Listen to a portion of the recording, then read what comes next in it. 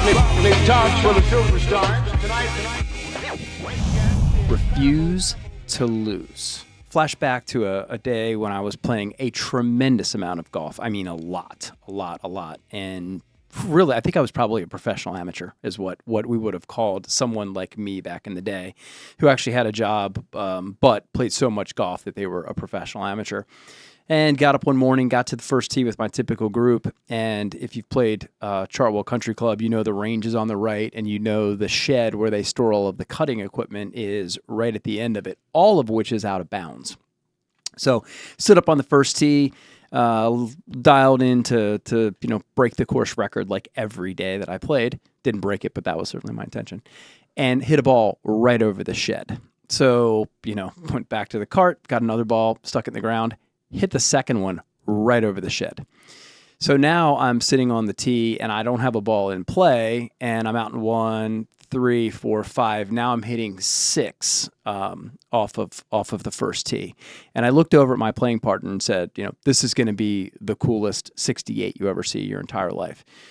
Hit one down the middle, made birdie with my third ball, kept the round going, and ultimately I think I shot 69 or 70, but played really well for the last 17 holes. And what I remembered was when I was a lot younger player, and played some college golf, played a lot of really competitive golf, my mental fortitude was not good enough when I was a younger, less mature player to stay in that round. I would have gotten emotional. I would have gotten sideways. I would have gotten cloudy, because that's what emotion does in that moment.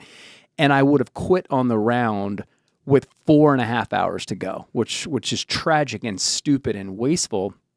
But I remember that's how I would have showed up. I would have pitched a fit instead of digging in and trying to figure out how to make what I was going to make on the first hole, but then lean into the next 17 holes or whatever that would be in the sport you played.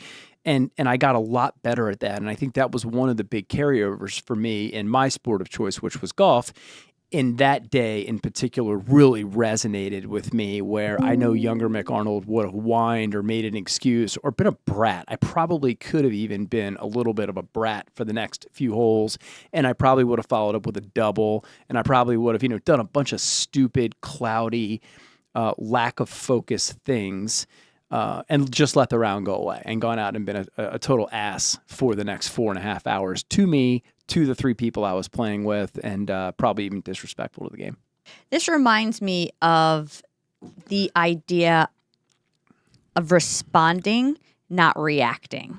And you have to have the maturity to be able to do that in the experience where I look at that as when you respond and don't react, you are in control. You're in control of your emotions. You're in control of what's going on, as opposed to just instantly reacting and not taking a second, or really not having the control to respond.